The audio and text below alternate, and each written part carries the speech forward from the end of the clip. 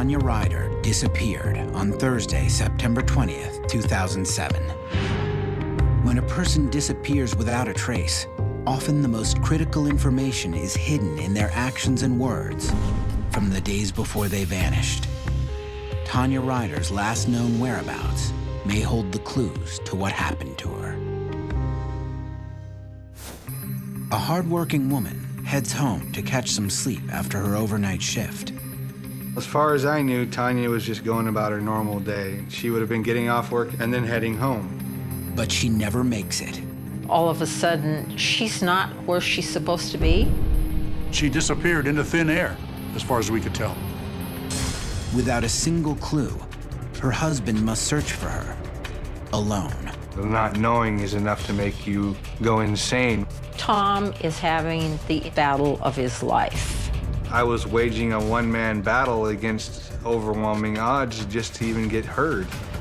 To reach the shocking conclusion that turns into a media sensation. Whoa, what's going on here? Oh my God. Oh my God.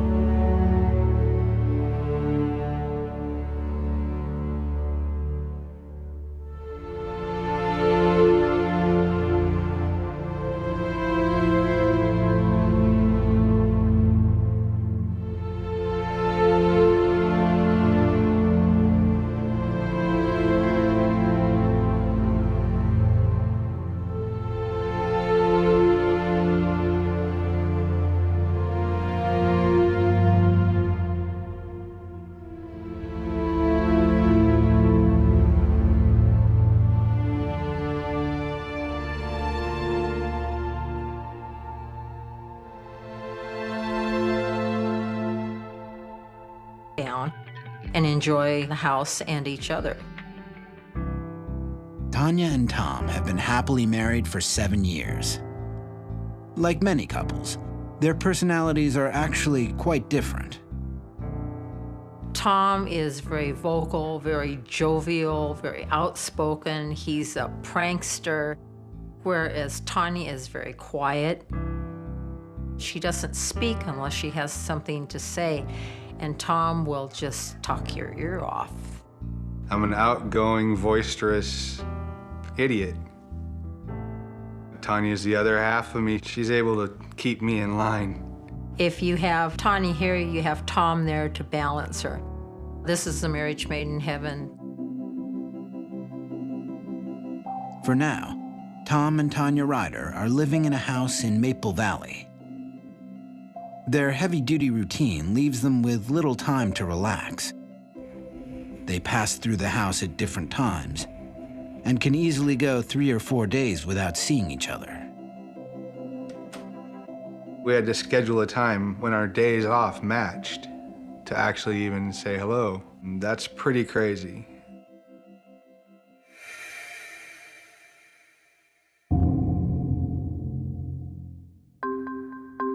On Wednesday evening, Tom and Tanya enjoy a rare moment of togetherness.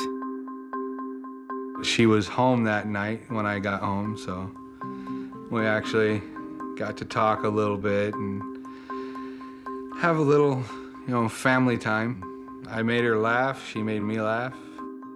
Later that night, Tanya works her overnight shift at the grocery store in Bellevue. At 9 a.m. on Thursday morning, Tanya leaves the store and starts to head home. Well, as far as I knew, Tanya was just going about her normal day. I mean, she would have been getting off work at 9 o'clock, having breakfast, and then heading home. Little does Tom know, Tanya never makes it home that day.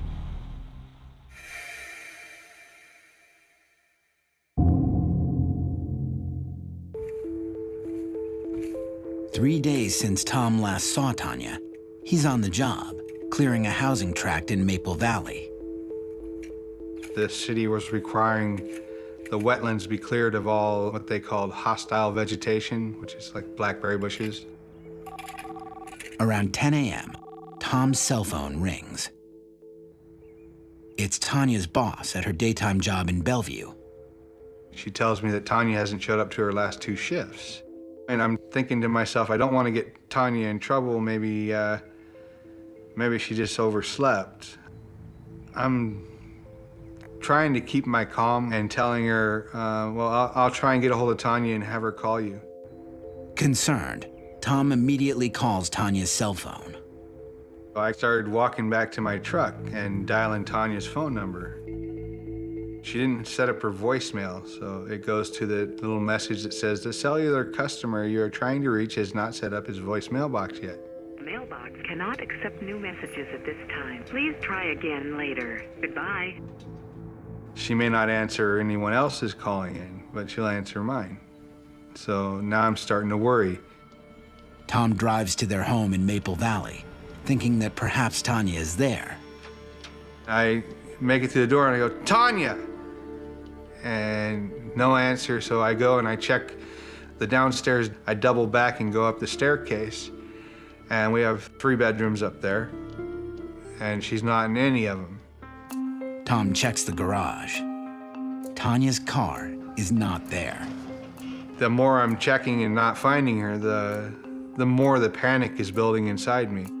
Desperate to locate Tanya, Tom makes an emergency phone call.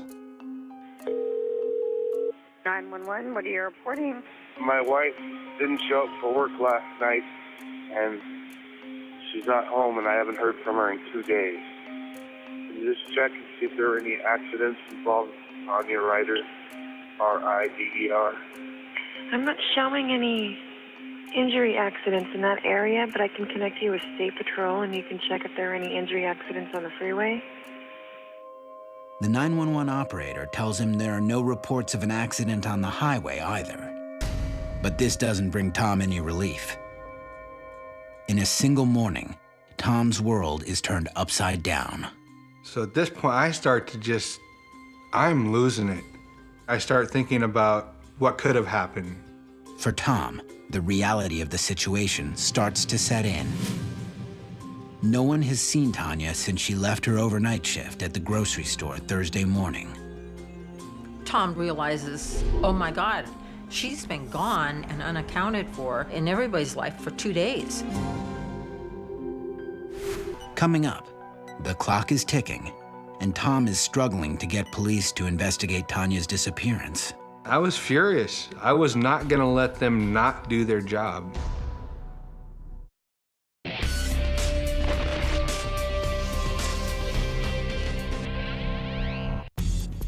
39-year-old Tom Ryder has just learned that his wife Tanya has not reported for work in 48 hours. She's not at home either, and she's not answering her cell phone. I'm pretty much starting to panic at this point because Tanya will answer my phone calls when I call. All of a sudden, she's not where she's supposed to be. He knew there was something wrong. My adrenaline was pumping. I was having trouble breathing right. It's just, where is she?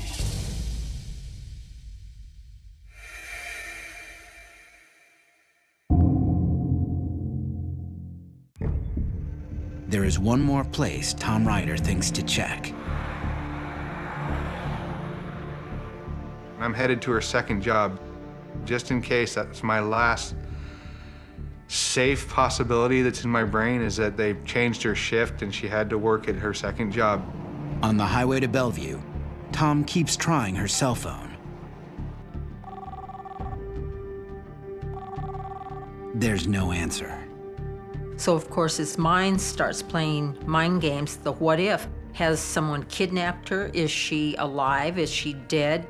Somebody stole her car, somebody robbed her at gunpoint. She's got amnesia and she's in the hospital and they stole her wallet and have her ID. All these different possibilities are just flooding into my mind. Nearing Bellevue, Tom calls 911 again. This time, he wants to report his wife missing. 911 connects him with the Bellevue Police Department, and they make arrangements to meet him and interview him to see what's going on with his wife. Minutes later, Tom arrives at the department store where Tanya works. He meets the store manager, and they start talking before the police arrive.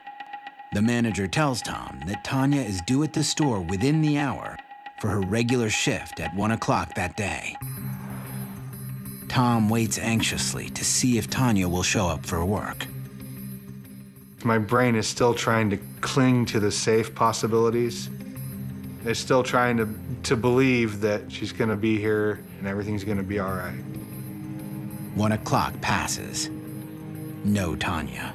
When she had a schedule, she stuck to it. And so Tom knows that when she has not shown up for work, he has a reason to be really alarmed. For Tom, there is no longer any question about it. Tanya has truly disappeared. It was painful and scary, and it was like someone had just torn duct tape off of my eyes. I was in a mode that I hope no one ever has to go through. Soon, responding to Tom's 911 call, a Bellevue police officer arrives at the department store. He questions Tom. What does your wife look like? When was the last time she was seen? What was she wearing? Have there been any disputes between you? The officer determines Tanya's last known whereabouts were at her nighttime job. Immediately, they call the grocery store to speak with Tanya's boss, who is able to locate a security video that shows Tanya leaving the store at 9 a.m. on Thursday, September 20th. It's the last time anyone sees Tanya Ryder. The tape showed Tanya leaving, walking into the parking lot, apparently normal. No one was following her. They do have her leaving at 9 o'clock in the morning, Thursday the 20th, and getting into her car and driving away. She didn't look stressed, like she was being followed. Because the tape shows Tanya heading home to Maple Valley in her own car, on her own free will, the officer informs Tom he will have to refile a report with the King County Police. John Urquhart is a sergeant at that precinct. Bellevue decided she lives in Maple Valley, our jurisdiction. Therefore, the King County Sheriff's Office will have jurisdiction. Tom immediately heads back to his home in Maple Valley. I know, based on a conversation I had with the officer, that I won't get referred to the right 911 operator until I get closer to home. As soon as he crosses the county line, Tom calls 911 from the car. This time, he's connected to a King County emergency operator. My wife is missing. My wife's name is Tanya Ryder. He goes through the story again, and he couldn't find any record of her being in an automobile accident, so there had to be some other explanation what had happened to her. And he was quite insistent. Something else is going on here. You need to help me. Tom urges the King County operator to file a missing persons report for Tanya, but the operator declines to file the report. Before anything else can happen, the operator tells Tom, he must check the local hospitals and jails for Tanya. The moment that I'm making those phone calls, calling the jails, calling the morgues, calling the hospitals, I'm praying that it's the wrong way, that I'm looking in the wrong direction, but I have to look. There's no record of Tanya anywhere. So I call back the 911 operator. She's not in any of your jails. She's not in any of your hospitals. She's not in any of your morgues. She's not at home. My wife is missing. For a second time, Tom asks the operator to file a missing persons report for Tanya. Just because she's missed work, did you guys have any arguments? No. Discussions? problems? Have you checked any of the other family members in the Buying a area? house in Maple Valley Have you contacted any other family members that she may go to? and talked to her family members. Again, the operator declines to file the report, insisting that Tom must try contacting Tanya's friends and family members. History has told us in other cases it's very, very important for family members to be contacted. Oftentimes that'll solve the case very quickly. I haven't called her family in years. I called each and every one of them. They didn't have a close relationship, and they haven't heard from her in months. Tom calls King County 911 a third time. He knows with each passing minute, Tanya could be in danger. So he pleads with the operator to take the report so the search for Tanya can begin. He's very, very insistent. He says, I've called the family members, I've called the hospitals, I've called the morgue, I've called the jail. I've done all you've asked me to do. They're gonna have to take a report now. Now it's their turn, is what I'm thinking. I'm thinking now they're gonna come on board, now they're gonna start looking for my wife. But instead, the operator declines to file a missing persons report for a third time. He cites certain criteria that Tanya's disappearance must meet before it becomes an active case. Is the person suicidal? Are they being treated for a mental health issue? Are they elderly? Is there some sort of suspicious circumstance that surrounds their disappearance? But Tanya's disappearance does not meet any of them. Can you send an officer over to at least take the report? Officers don't take these reports in person. She does not meet criteria to take a missing persons report on. She is an adult. She's not been suicidal. What we're telling you is that she doesn't meet the criteria. Tomorrow. Okay. What we're telling you is that she doesn't meet the criteria. Okay. We don't go actively searching for missing people, sir. Even the checkbooks are here. I'm telling you, something has happened to my wife. The 911 operator suggests to Tom that Tanya likely left on her own. She's a normal, adult, working female, and she disappeared, which is her right. She's over the age of 18. She's an adult. She can go where she wants, and she doesn't have to tell you. Shocked by the operator's refusal to file a missing persons report, Tom struggles to contain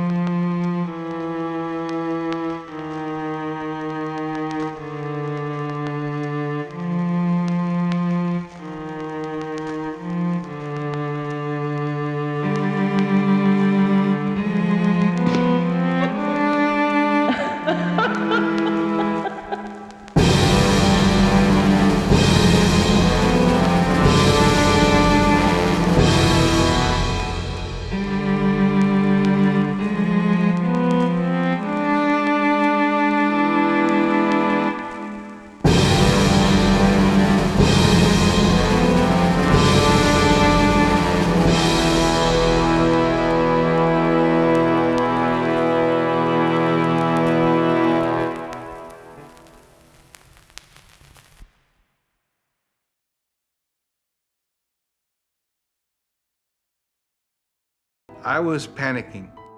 Late that night, Tom thinks of one final scenario. Perhaps Tanya has retreated to the site of their future dream house. Maybe she's just frazzled and she's out at the property trying to relax her nerves. I'm not believing it for 1 second, but there's no way I'm not going to go check. Tom drives 92 miles to see if Tanya is there. But she is still nowhere to be found. Hours are ticking by, minutes are ticking by, and Tanya is still missing. Coming up, Tom fights to get his wife's case activated. These people aren't helping me. In fact, they're standing in my way. And inside me, something snapped.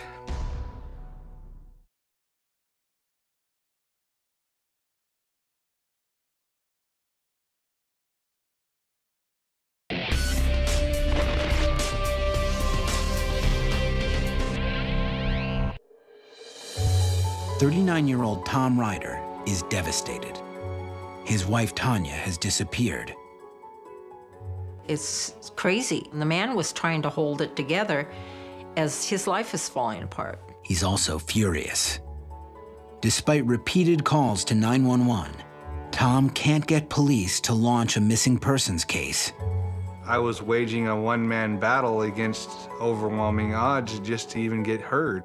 But time is of the essence, and Tom knows he needs the police if he has any chance of finding his wife. I know I can't do it all myself. I know I need their help.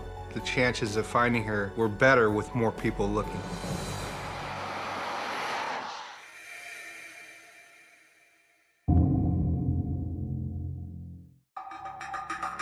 "4 days have now passed since Tanya Ryder went missing.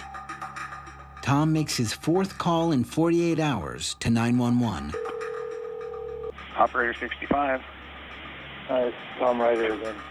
This time, to Tom's surprise, he gets a different response. This different operator made a different subjective decision from the standpoint that Tom had done everything else we'd asked him to do, and she's still not home. I believe that she suddenly met the criteria because they figured out that I wasn't going to go away.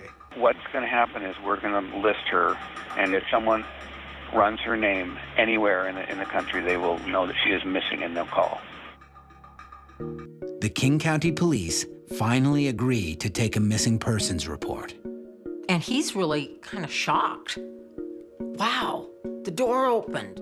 The name Tanya Ryder is finally in the system. And they said, well, we're going to send an officer out to take your statement. And that was a great relief for Tom. He couldn't relax, but at least he could grab a breath. 5 hours later, a King County police officer arrives at Tom's home in Maple Valley. He hasn't even gotten out of the car yet, and I'm standing there waiting for him at his door. I tell him the same things that I told the 911 operator. I need your help to find my wife. Tom invites the officer to search his home. I say, if you'd like to search my house, you don't need a warrant. You can look right now. Tom wants the police department to know, I want you to do whatever you have to do in the least amount of time to do it in order to find my wife. There's something wrong. I feel like she's in danger. Although Tom is being very forthcoming, in these cases, the husband often becomes the #1 suspect. He asked me to wait in the driveway because he wants to search the house without me leading him or anything like that. We're real interested in kind of looking around and determining, did she pack a bag or personal items missing, wallet, credit cards, money, that sort of thing. He doesn't see any blood spatter. He doesn't see furniture turned upside down. He doesn't see any indication of dispute. He noticed the things that I was telling him, that her paychecks were on the banister, her bank card was on the counter. Nothing was missing from the house, and in fact, some of her credit cards were still there. The officer tells Tom that a King County sergeant will still have to determine whether or not a detective will take the case. So again, Tom is kind of 1 step forward, 2 steps back. But meanwhile, Tanya's disappearance has a case number now, so the media will run the story. He gets it out on the news to let the public know that his wife is missing. Bellevue police say a surveillance tape shows the 33-year-old 5'10" blonde woman getting into her car and driving away as normal as can be. Tom says there is no reason for her to run away, and now he's putting up a $25,000 reward to help find her. I called every local media outlet at this point. I was going to make sure there was going to be an investigation.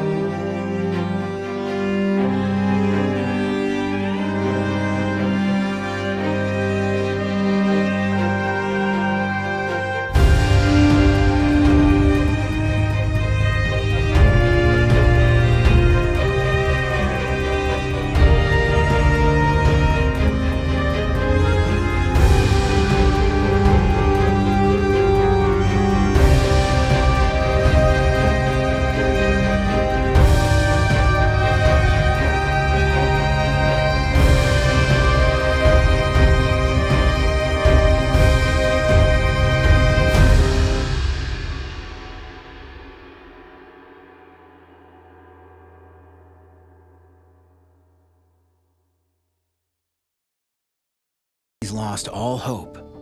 Tom's cell phone rings. It's the King County investigator. With some incredible news.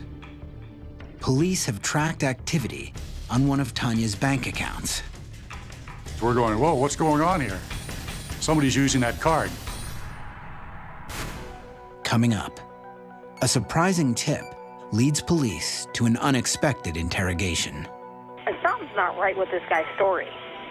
And something's just not right with this guy's story.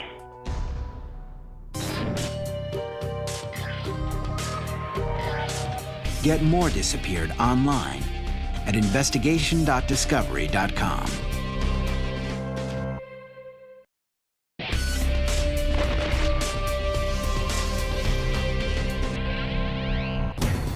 "39-year-old Tom Ryder is experiencing the single worst trauma of his life. His wife, Tanya, has disappeared. I'm feeling hopeless. I'm feeling completely powerless. But 4 days after Tanya's disappearance, police think they have a break. There is some activity on one of Tanya's bank accounts. The detective calls Tom and lets him know that there's a ray of hope.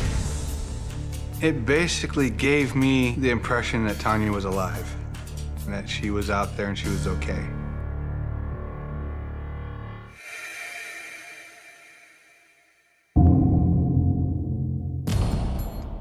Tom calls the detective on his wife's case to inquire about the details of the new discovery. I asked her specifically what account she was monitoring that she saw activity on. She said, I saw activity on Tanya's checking account. As far as we knew, she had the only access to the account. Therefore, any activity on the account would be through her debit card. Unfortunately, there is a mix-up with the account information. I said, that's a joint account. That was me. I put the gas in my truck because I was out looking for her and ran out of cash.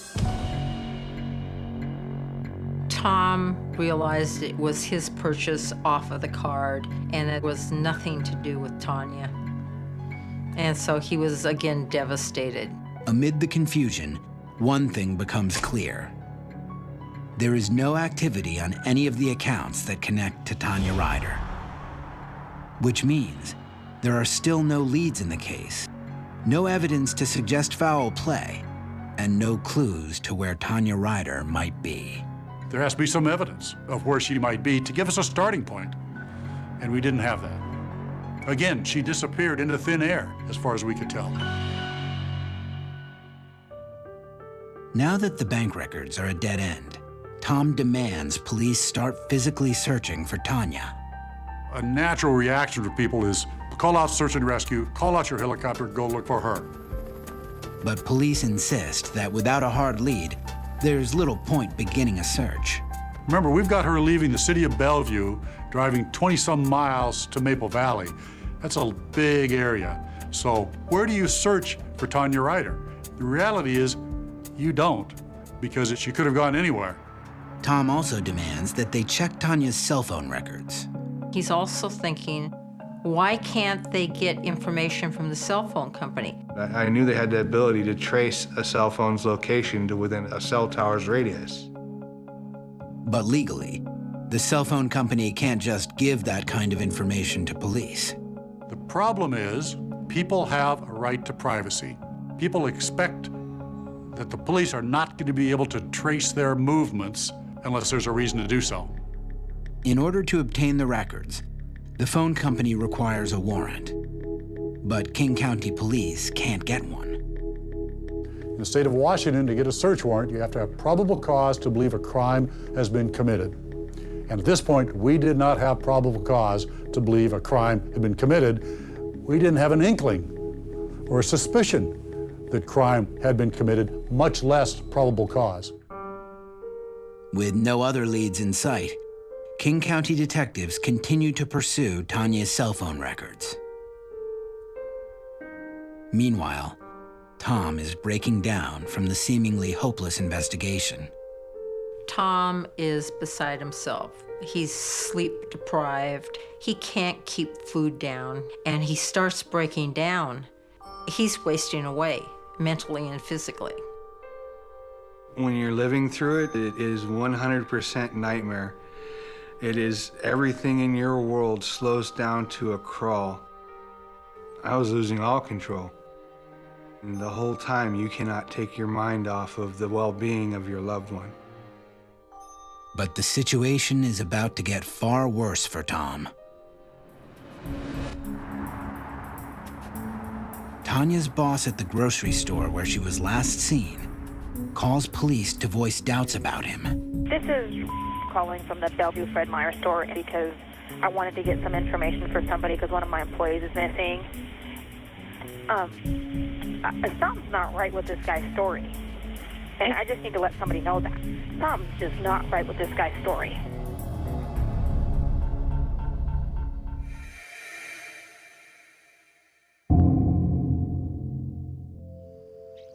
Eight days have now passed since Tanya Ryder disappeared.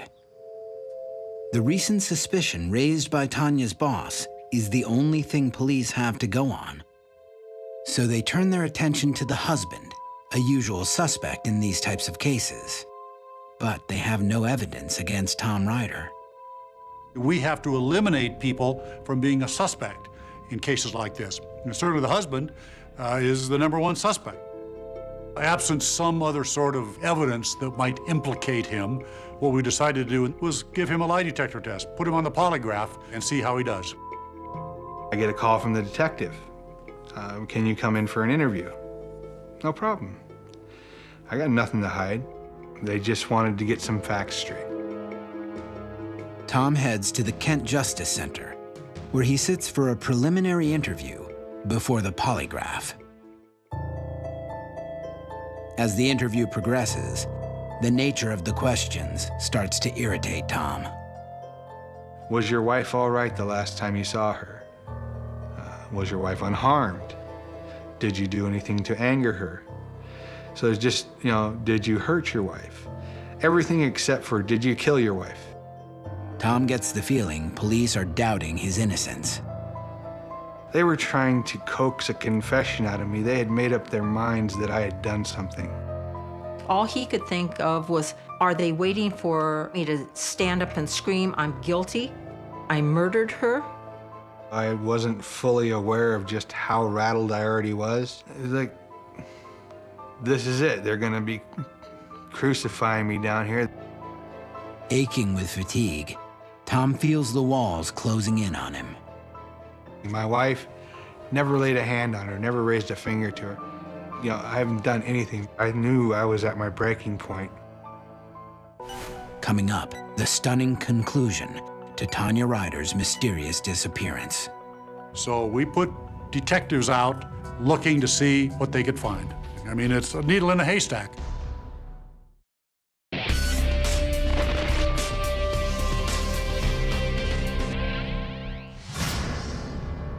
In the span of 1 week, Tom Ryder has gone from a loving husband to a person being questioned about his wife's disappearance. Now, Tanya's boss is raising suspicions about Tom to the police. Something's not right with this guy's story.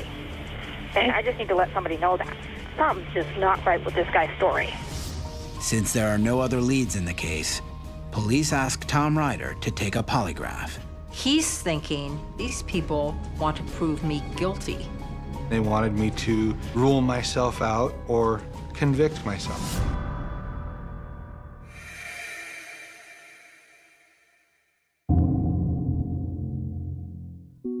While following up on the lead from Tanya's boss, police are still pursuing a warrant so the phone company can release Tanya's cell phone records.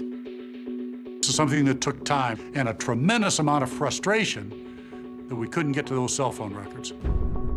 Finally, there's a break. A sympathetic judge signs the warrant, and police are able to retrieve Tanya's cell phone records. The information they obtain takes the investigation in a completely new direction. The detectives were able to look at the records and determine which tower was accessed. They were able to narrow that down into essentially a pie-shaped area 3 to 5 miles out in a particular direction. The latest is that it's actually hitting off the southeast of that tower. We can give you the latitude, longitude of that tower.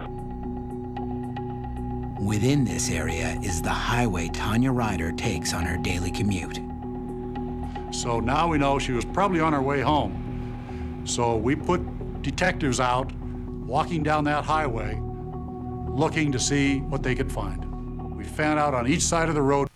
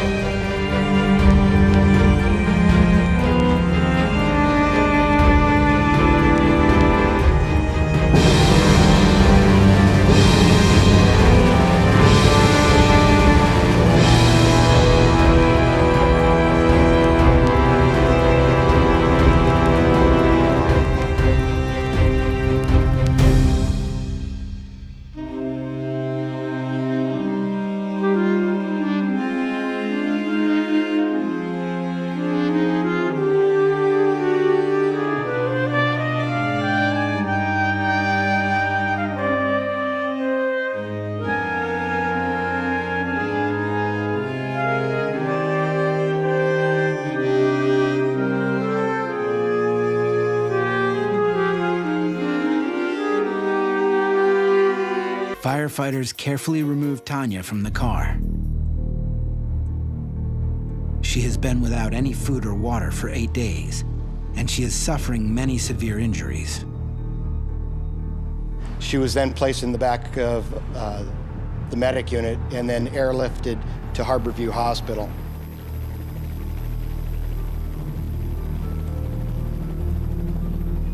Her organs had started shutting down because of lack of water intake. She had broken bones. They thought that she was going to lose her leg. She was in horrible shape. Doctors tell Tom that in a few more hours, Tanya might not have survived. My wife is in critical condition and fighting for her life. Because of the way she was pinned, and they're hoping not, but they may have to take one of her legs. The only thing I ask of them is to give her the best chance. Miraculously, doctors save Tanya's leg, but her condition remains critical. Hours after the rescue, Tanya Ryder wakes up in the hospital. The first thing I remember is waking up and seeing a nurse next to me and feeling very thirsty. I wasn't aware of what had happened to my body. Tom and Tanya's reunion is emotional for both of them. I didn't really understand everything that was going on, but when I saw Tom, I saw my comfort space. I knew everything was going to be okay. She recognized me, and I saw tears well up in her eyes. Her expression softened, the tears started to flow, and she knew that I was there. And I love her more than I love my own life. It was a big relief, but it was also absolute pain to see my wife bandaged from head to toe. Tanya's car was found less than 6 miles from their home in Maple Valley, a fact that haunts Tom to this day. I drove right past where she was off the road and couldn't see her, but I didn't know it. I drove right by her lots of times. I didn't know it. In the aftermath of their extraordinary ordeal, Tom struggles to balance gratitude with rage. She was in that car for 8 days. All I know is no one else should have to go through what she went through. When the simple pinging of a cell phone could have led him to her in an hour. 1 week after Tanya's rescue, the King County Sheriff holds a news conference and apologizes to the Ryders for the limitations of the sheriff's office in this particular case and for the frustrations Tom endured.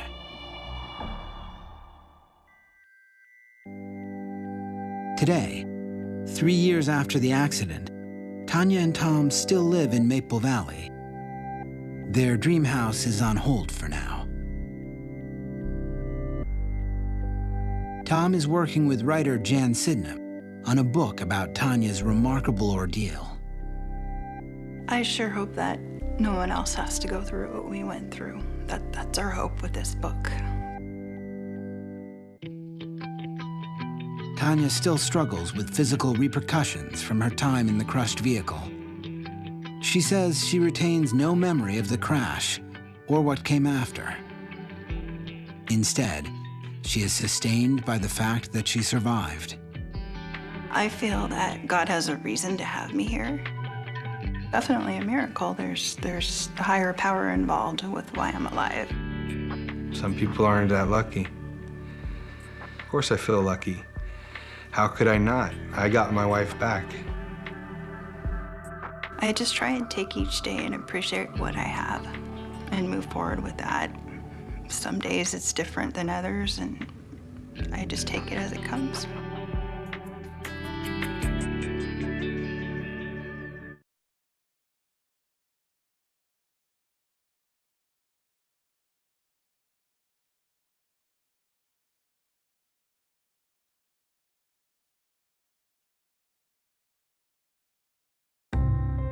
Braden Fuchsa disappeared on Monday, July 15th, 2009. When a person disappears without a trace, often the most critical information is hidden in their actions and words from the days before they vanished. Braden Fuchsa's last known whereabouts may hold the clues to what happened to him. Braden Fuchsa vanishes in summer 2009. It was just so out of character. His parents panic when they discover a missing handgun. My heart just sank. And a puzzling trail of clues that he's left in his wake. We didn't know if he hit north, south, east, or west. Authorities discover that this young man has been guarding a dark secret. Braden was pretty freaked out about having spent a night in jail. And the search for him turns into a manhunt 700 miles away. At this point, they would probably be looking for a body.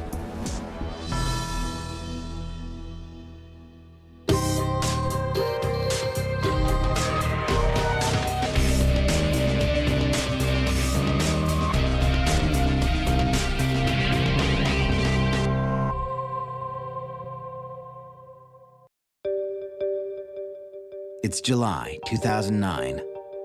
22-year-old Braden Fuchsa is enjoying summer on his own. He's just moved out of his parents' house into an apartment in the college town of Lawrence, Kansas. Braden was really dead set that he wanted to be out on his own. He had the opportunity to move in with an individual that he went to school with. They had found him an apartment, and they were going to move in together. It was a big deal for me for him to leave home, but he wanted to be independent, which we encourage. I mean, you have to let him go at some point. Braden still sees his parents often, visiting them at home in Olathe, just 20 miles east of Lawrence. He'd come over to eat and he'd come over to get leftovers. Todd likes to grill, and so that was Braden's big thing, was to grill, and he would come over and they would trade cooking secrets and recipes. Braden also stops by regularly on his way to and from work. He's a security guard at a large outdoor retailer in Olathe, not far from his parents' house. He said his dream job would be to work at Bass Pro so he could be around the fishing rods and the guns and everything. When he's not at work, Braden spends almost all his time doing outdoor activities. Braden, from the get-go, enjoyed the outdoors. We boated, we skied and tubed and wakeboard. Every free moment that we had, we were fishing. He was an outdoors person, 100%. He's been camping since he can remember, since he was a toddler. What is that? Did you catch him? He loved to fish, and he loved to hunt. Braden has an especially strong affinity for mountains, which was apparent on a family trip to Colorado in 2007. He had more fun that week. He was constantly, oh, let's stop and do this, and let's stop. You know, we were hiking, and I mean, he was just beside himself.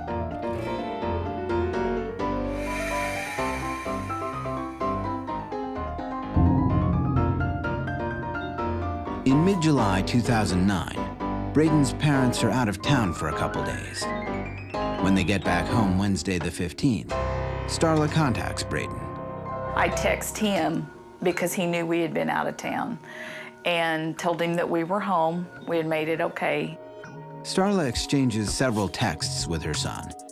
She tells him that she and Todd have plans to see a film that night. I told him I hated to cut our time short, but I had to go because the movie was going to start, and I talked to him later.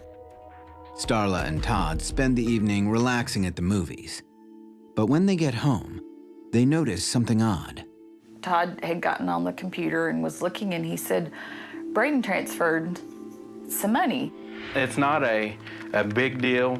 It's usually one of the type of situations where Braden or a daughter would call and say, I'm short on money, I don't get paid till Friday, can you float me some money? And that happened all the time.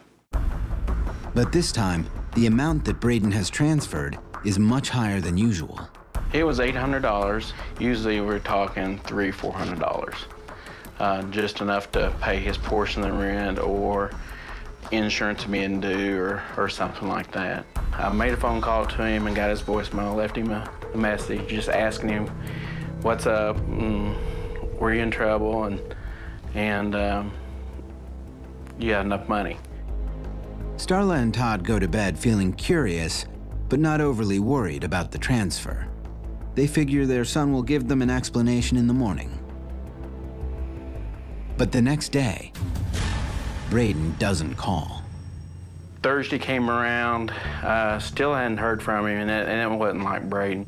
Starla and him were very close. They text back and forth daily. Then, another day passes without word from Braden. His parents spend the rest of the week searching for him, making a routine of calling regularly and driving by his apartment and work to look for him. We didn't know what was going on.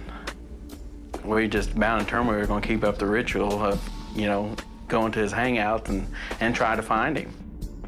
Although Braden's parents are very worried, they don't call the police, wanting to respect their son's newfound independence. But they do reach out to his friends, including his ex-girlfriend, Elena Ryan. The young couple dated for almost 4 years, breaking up only a year and a half earlier. I spoke with Starla and told her that I had seen Braden at a gas station in town.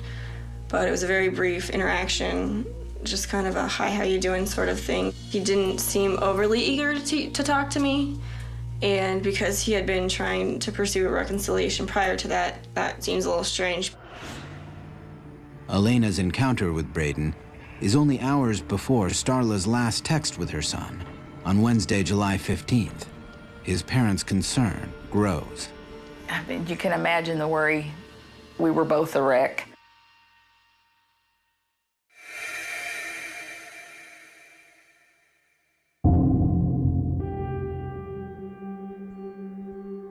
It's been 4 full days since Starla and Todd have heard from their son. They're at a loss as to what to do next when they have a sudden suspicion. For some reason, on Sunday morning, we got up and it was just one of those feelings. In our master bedroom closet, there's a shelf in there. We kept a 9mm in the closet for protection.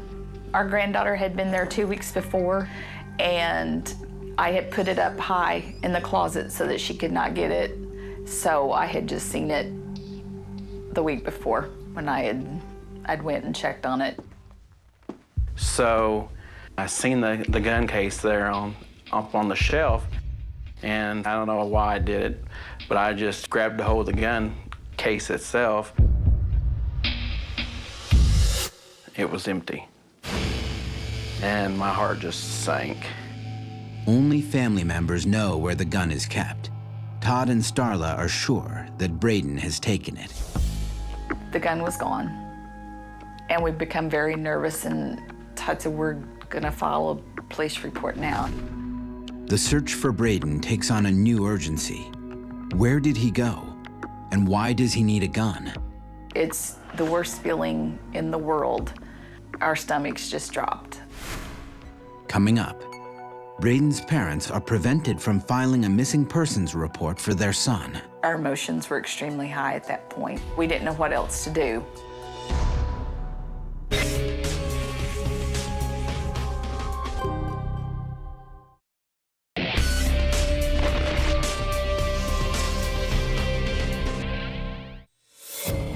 Todd and Starla Fuchsa have not seen or heard from their 22-year-old son Braden in 4 days, despite repeatedly trying to contact him.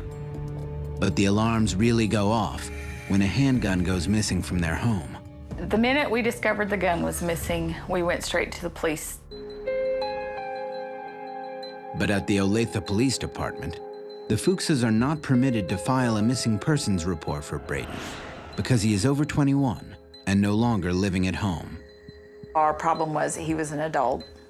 He's still our child, but they don't see it that way. They actually told us since he was living in Lawrence with a roommate, the roommate would need to be the one that submitted the report. And it was kind of frustrating because our emotions were extremely high at that point. We didn't know what else to do. Just in conversation, I mentioned that, well, he's got my pistol. That changed the whole subject. They automatically took our report and filed it. Braden's parents give police a detailed description of their son, his vehicle, and the handgun. Detective Kenton Thompson is put on the case. I reviewed the report that we had this missing 22-year-old man and that he basically had just disappeared. We've got the handgun gone from his parents' house. So obviously now we've got this concern of what's that about. As Detective Thompson begins his investigation, Braden's parents go home and wait. But they can't stop thinking about the gun. You don't know if he was gonna hurt himself, if something went wrong and he was protecting himself, if something had happened to him and somebody was after him. You just don't know. Braden's parents are confident that their son is an experienced gun user. He's been using a gun since he was big enough to walk. He was hunting by the time he was 5. But they also know that the gun that Braden took from their house is not meant for hunting.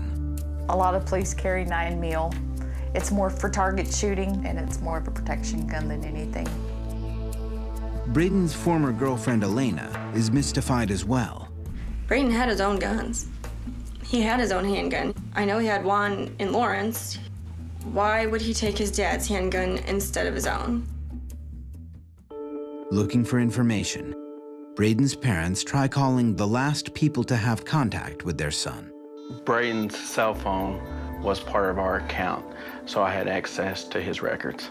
And we took like the last 20 numbers and he texts them. You know, this is Braden's dad. Haven't seen Braden in a little while. Can you please call me? At first, no one responds. But slowly, calls start coming in, including one from Braden's roommate. He called, and him and I visited a little bit, and he did not know where Braden had gone. But his roommate does know something else. We found out that on Wednesday, Braden grabbed his bag and told his roommate that he was coming over to Olathe to spend the night with Todd and I, with his parents. But Braden's parents were home on Wednesday night, and Braden never showed up. To say that he was coming to our house was nothing big, and the roommate wouldn't have checked it out. We wouldn't have thought anything about it. Given Braden's lie, his parents tried to pin down their son's actual movements. We knew he had been at our house at some time because the gun was missing. We have the neighbors across the street, and we went over and asked them if they had seen Braden, and they said yes, they had seen him at the house that morning and said he was there about 15 minutes or so. He had pulled in, waved to him, you know, hollered hi, went into the house, and come back out and waved to him again and got in his car and left. So that was about 10:30, 10:40. It was later that same day that Starla last texted with Braden. His cell phone bill indicates that Braden didn't call or text anyone else after that point. I had talked to him at 2:30, so that kind of gave us a timeline of what he was doing. As Braden's parents try to put all the pieces together, another clue surfaces. Todd receives a call from Megan Loach, who, unknown to his parents, is Braden's new girlfriend. I met Braden at a party in Lawrence at the end of May 2009. Braden is really funny. He's the center of anything. Everybody who was at the party was there for Braden. Everybody knew Braden, and he made me laugh. I instantly liked Braden, and I think he instantly liked me. Megan and Braden have only been dating for 2 months, but she feels close enough to him that she is disturbed by his behavior the last time they meet, the night before he disappears. He spent the night at my house. We made dinner and we were hanging out.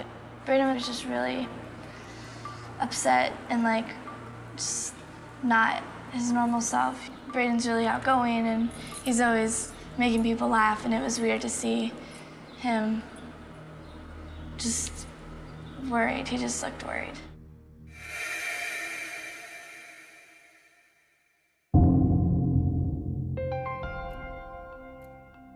The next morning, Wednesday, the day he disappears, Braden leaves abruptly. I think it was about like mid-morning. Braden got up and left, and he usually doesn't leave without saying goodbye or something, or he usually hangs around. And then I had heard a car start in the parking lot. So I looked out my window and he was pulling out. So I texted him and said no goodbye or not saying goodbye anymore or something. Braden just texted me back and said, "Goodbye, Megan." That was it. That was the last time I had talked to him. 4 days later, no one, including his parents, has heard from Braden. And the next phone call sends the Fuchsas even deeper down the rabbit hole. Later that afternoon, we got a phone call from the police department. They had located his vehicle in Douglas, Wyoming area. Coming up, Braden has been hiding a dark secret from his family.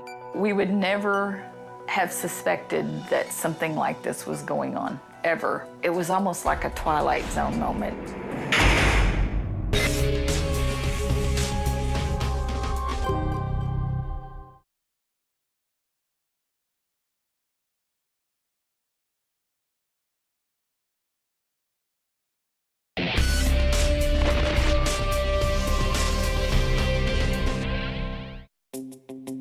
On July 15th, 2009, Braden Fuchsa leaves his home in Lawrence, Kansas. His whereabouts are completely unknown by his friends and family. Then, 4 days later, police report that his vehicle has been found in Wyoming. What is in Wyoming? He knew no one in Wyoming, and why is he going that direction? What was causing him to go there? We were just a little dumbfounded, to be honest. There was a lot going through our minds.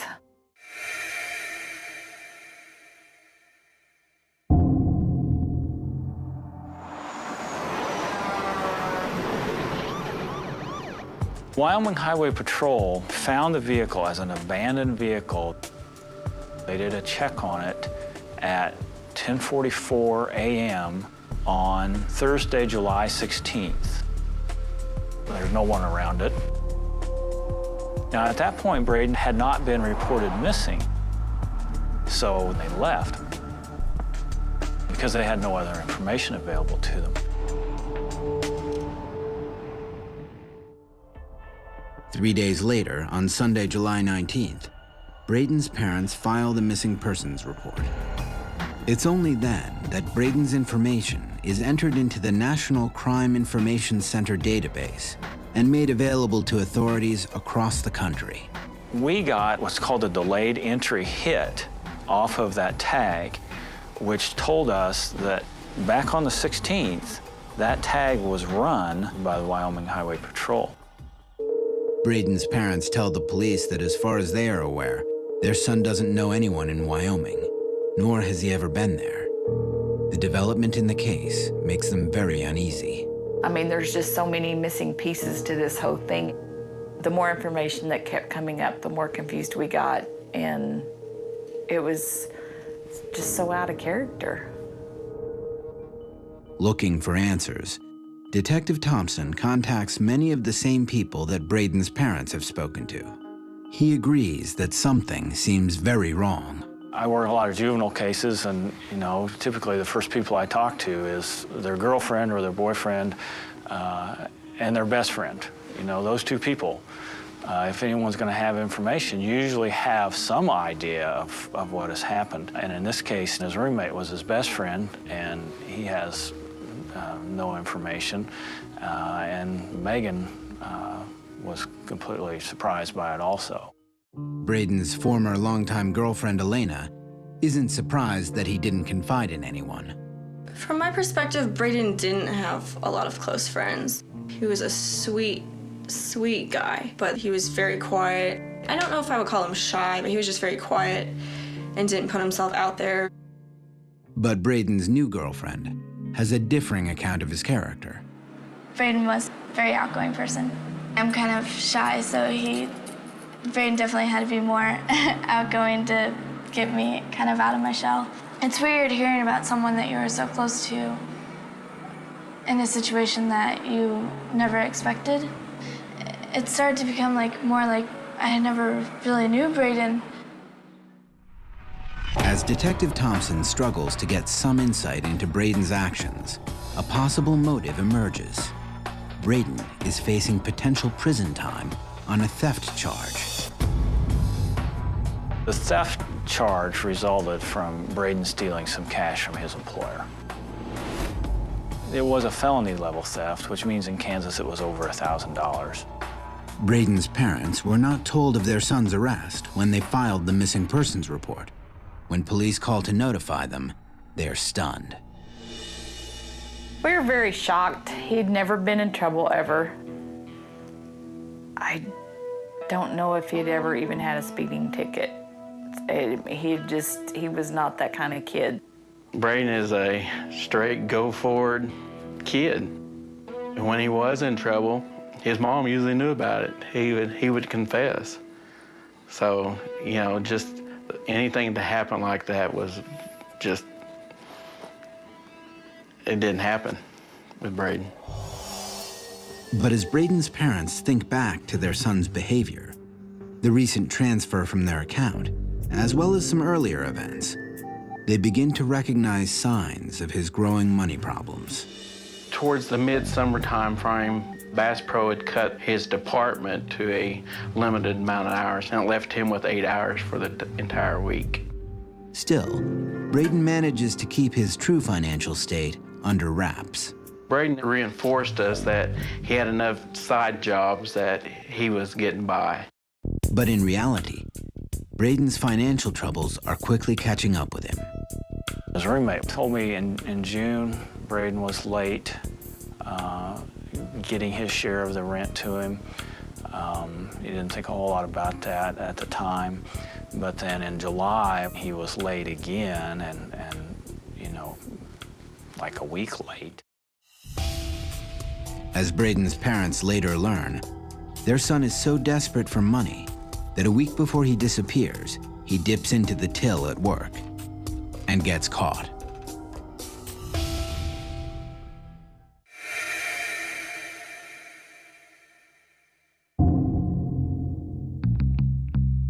Braden worked in security at Bass Pro. So his job was transferring money back and forth at closing time, putting stuff in the safe. The way we understand is they were closing up. Braden had taken money from the registers to the lockup spot. They confronted Braden when he come into work the next day. Braden said, yeah, it's back at my apartment. They brought in the police, talked to him a while. He confessed everything, and the police actually took him back to Lawrence to pick up the money.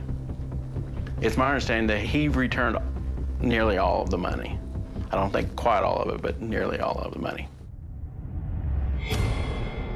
Despite his cooperation with the law, Braden is immediately taken into custody. After that initial report was made and he was arrested, he was taken directly to the Johnson County Adult Detention Center. Braden spends the night in jail. He is released the next day, but according to Braden's roommate, the harrowing experience of being locked up stays with him. Braden was, quote, pretty freaked out about having spent the night in jail. Being arrested, you know, for him was a pretty major life event and was distressing for him. Braden was scared. I think when he got arrested, they had exaggerated how much trouble he was in, and I think that Braden he's never been in trouble before, and he was just really frightened by that. And he thought he was going to go to jail for, you know, a couple of years. Braden is due in court for a preliminary hearing on July 16th. But as the date approaches, Braden appears to set a plan in motion. When he left his apartment on the 15th, he told his roommate, I'm gonna go spend the night with my parents in Olathe, okay? That was Wednesday night, he had court the next day. Well, that is actually when he left.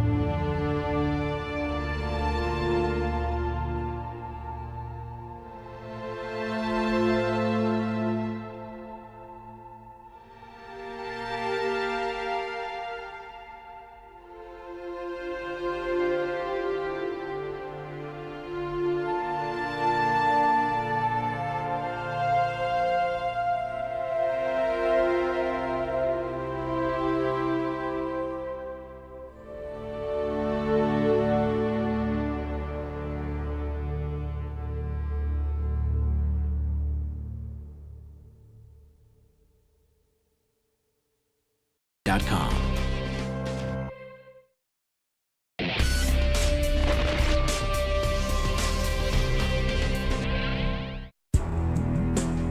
After being arrested for a felony-level theft, Braden Fuchsa flees his home state of Kansas. On the day he is due in court for a preliminary hearing, his car turns up 700 miles away in Wyoming. But Braden is nowhere to be found. As the details of Braden's case emerge, the investigation focuses on the largest piece of evidence, Braden's car. When the Highway Patrol found the vehicle, Braden was not present. And then we got a call that they had went ahead and opened it. Nothing looked suspicious in it whatsoever. The Wyoming Highway Patrol tows the vehicle to Douglas, a small town just north of where it was found. Braden's parents make the long drive to pick it up themselves.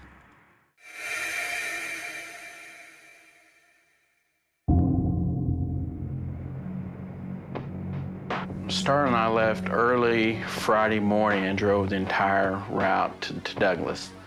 I think the drive to get there was about 13 hours. It was a very long drive. You're very anxious because you're scared of what you're going to find once you get there. It was a very emotional trip. As Braden's parents make their way to Douglas, they retrace the journey they believe their son made 10 days earlier. From Cheyenne north to Douglas, the population is hardly any. You go through some very small towns along the way. The houses are far and few between. It's got the hills and very pretty country. As they drive through the changing landscape, they look for physical cues that would indicate why Braden chose this direction. We don't really understand why that area, even though it's absolutely beautiful. There were the plains there, it's just gorgeous, but that's not what he's always wanted. I mean, he's always wanted the mountains. So the area that we found the car, it just doesn't coincide with what we know that he wanted. It's late at night by the time the Fuchses arrive in Douglas. The next morning, they go directly to the tow yard to pick up Braden's car. This is something that's kind of bothering me. There was a key code on the door, a lock, and Braden always used that. He always stuck his keys under the floor mat. That was his habit, and I looked under the floor mat and the keys were there. That just, in my eyes, tells me he locked his vehicle and walked away.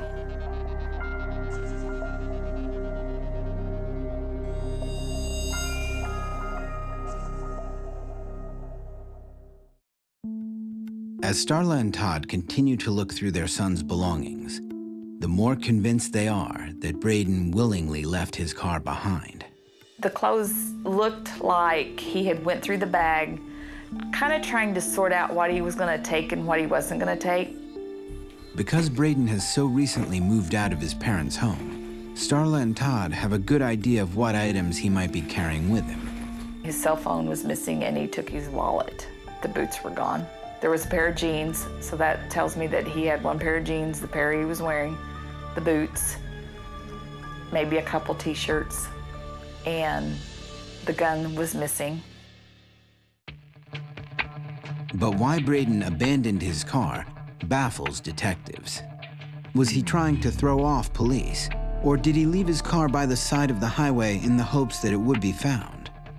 I quite honestly just cannot make sense of that. I don't know why he would abandon that vehicle that way where he did, because you certainly know it's going to be found. I mean, that's probably the easiest place to find a vehicle. You leave alongside the interstate, you know the highway patrol is going to come by and stop and check on it. Upon their return to Kansas, the Fuchses hand over to the Olathe police several items they found in the car. One of them leads Detective Thompson to a key witness. That was a receipt from a tire repair place out of Wheatland, Wyoming. That receipt indicated that he had purchased a used tire, and of course it had the company's name and phone number on it. Detective Thompson calls the garage and is able to speak with the mechanic who saw Braden. I was woke up from the guy that runs the pit stop Conoco that there was a fellow that came in and had a blown out tire. Reuben Kaufman is a mechanic in Wheatland, Wyoming. He often gets calls for people who have broken down along Interstate 25. But that day, he would unknowingly help a fugitive.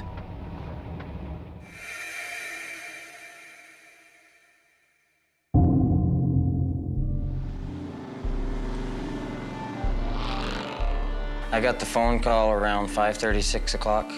His tire blew out at the Bordeaux exit, south of Wheatland, exit 67. He wanted me to run down there and put another tire on it and come back and pick him up and take him back down there. Reuben drives down the interstate and finds Braden's car on the side of the road. The tire had blown out. It was literally shreds. I mean, it looked like it had blown out at high speed. There was no fixing it. It was just shredded.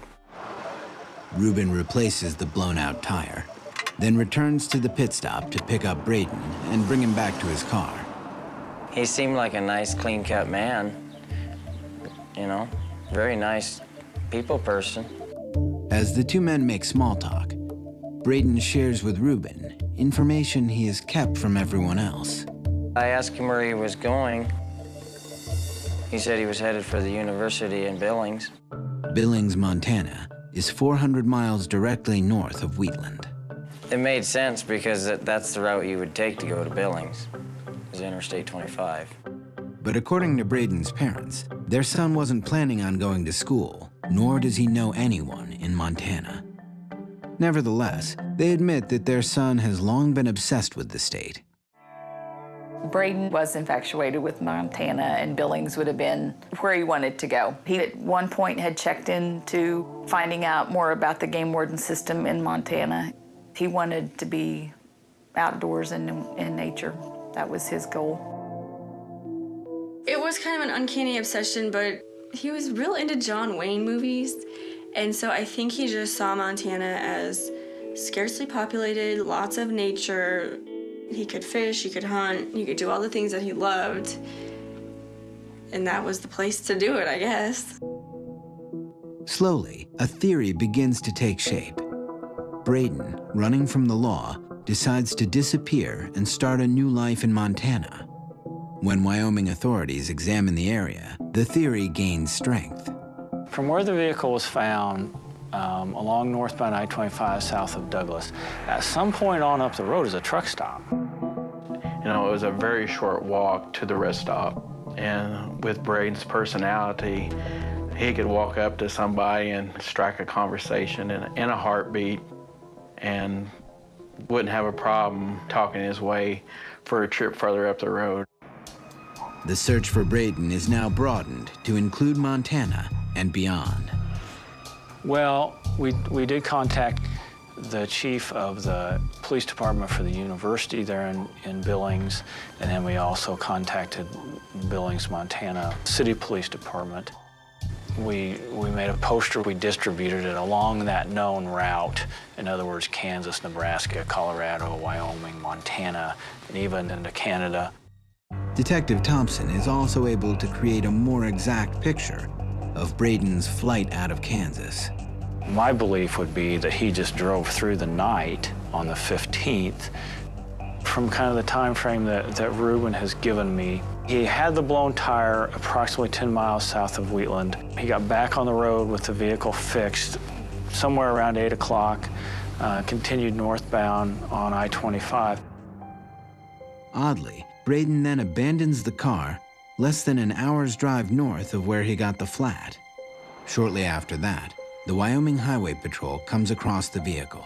You know, the frustrating thing there is that, you know, we only missed having some contact with him by an hour or maybe an hour and 15 minutes, an hour and a half at the most, between when he left the vehicle and the time that Wyoming trooper stopped to check on it initially. An hour earlier, and Braden might have been intercepted. Instead, his absence is going on 2 weeks. Disappointingly, the expanded search for Braden does not produce results. Even though we tried to get information distributed as widely as we could, there was just no further leads and no contact.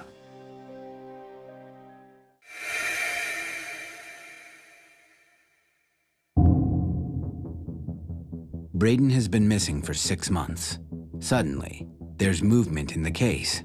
I came in my office one morning and had a voicemail from a woman who works at the Salvation Army in Cheyenne, Wyoming. She told me she was 100% certain that she saw Braden. Coming up, new hope that Braden is on his way home. He said it was a long way back to Kansas.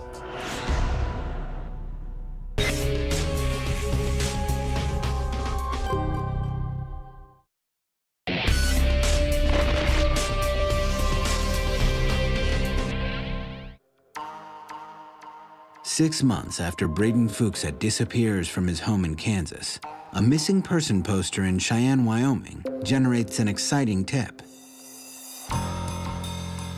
Linda Curl works at a Salvation Army soup kitchen, where she sees many down-and-out transients. She is certain that Braden was one of them. We put bread out for the homeless or the low income or whoever needs it. And this particular day, we'd had a lot of bread, so we told him, take as many as you can use. It wouldn't fit in his pocket, so he was sticking it under his arms and trying to hold 3 or 4 loaves instead of just 1 or 2. And he said it was a long way back to Kansas, so he would take it. It was kind of exciting to hear. If you had been in the Douglas area or on north past Douglas, you know, that would be your way back. Convinced this could be more than coincidence, Detective Thompson contacts Braden's parents. The bread story strikes a chord. My heart just dropped because Braden loved bread. He loves Italian. It was terrible because you try to make the bread and he was stealing it. all the time, you know. I mean, he would eat it before we even had it toasted. The news fills the Fuchsas with fresh hope that Braden is on his way home. But just as quickly as the excitement builds, it begins to dissipate. Cheyenne police looked at various places where some of their homeless people stay, and obviously watching the Salvation Army, and the Salvation Army employees obviously are now very aware to be on the lookout for him. There was just no further sighting, no further indication that he was there. Detective Thompson begins to doubt the sighting, as it's based solely on the poster. She sees a missing person poster for Braden, and she says, that is the guy that was in here last week and had lunch. But it can be very difficult for someone to make that identification. This person was in last week, and now I'm seeing the poster this week. But Linda remains steadfast in her conviction that it was Braden whom she saw. I was absolutely sure it was the same person that had been here because of his eyes and his smile.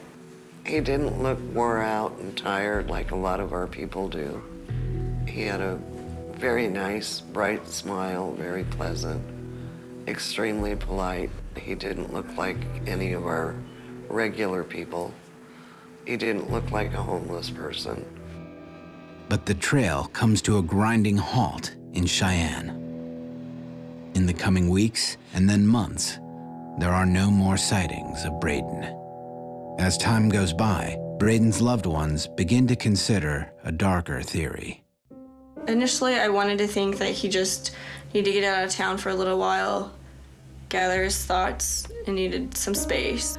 But the more time that went by and no one had heard from him, I was worried he may have ended his life. My biggest fear is that he just couldn't cope with all of the stresses that he had and needed a way out, and that was his way out. For Detective Thompson, the idea that Braden wanted to end his life is just one more theory that doesn't add up. We still don't know what his main motivation was for fleeing. But if your objective is to harm yourself, you certainly don't have to drive 10 hours to do that.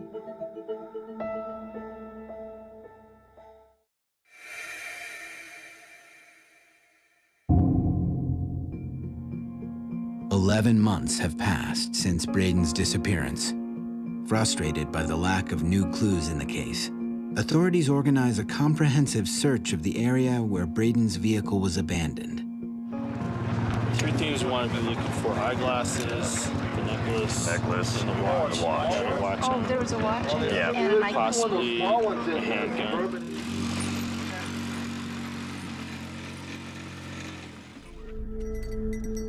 Searchers scour the land surrounding the highway where Braden's car was found. Family and friends privately fear what they might uncover. I think at this point out there, they would probably be looking for a body. It's kind of in the back of everyone's heads, I think. I'm just the only one who has ever said it. After 2 days, the searchers do not find anything. But seeing Wyoming firsthand, Detective Thompson wonders if Braden might still be out there, living under the radar. Perhaps he just wanted to start over. Perhaps this criminal charge was just more than he could deal with. Maybe he's just continued to run from that. If that's the case, he's pretty good at it, because he certainly left no trail after Wyoming. There's a lot of young men that move out here. I was one of them.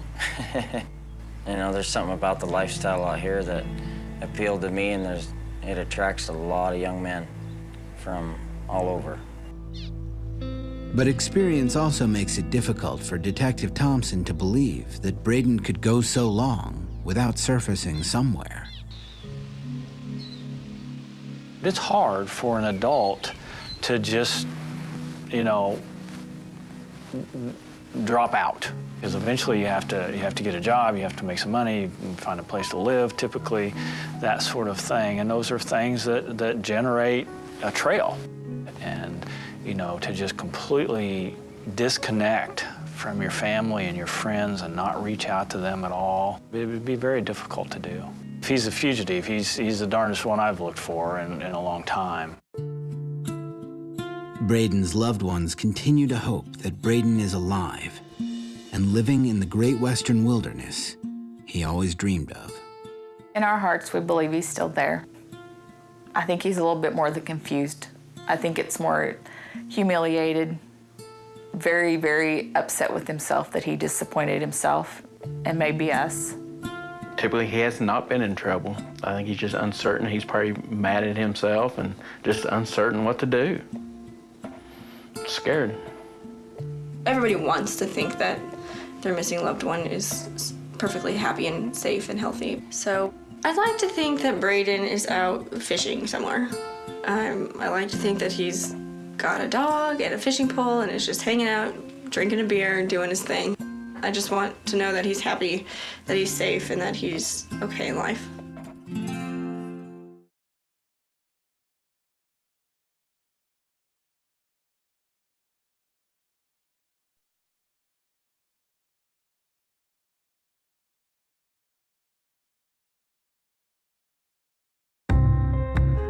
The Jameson family disappeared on Thursday, October 8th, 2009.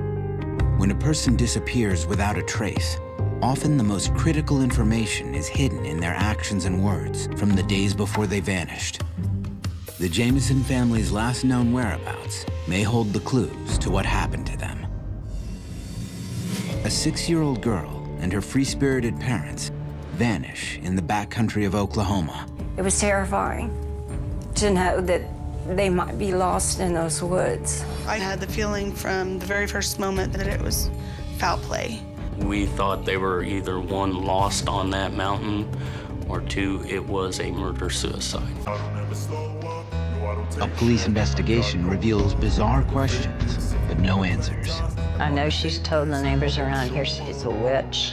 In this area, you find that much money, automatically you start to think about drugs. Then she began to say, you need to go. This is a random crime. This is something that was premeditated. It was like not knowing what happened to my kids. They didn't consider everything I do, so instinctive and so passionate.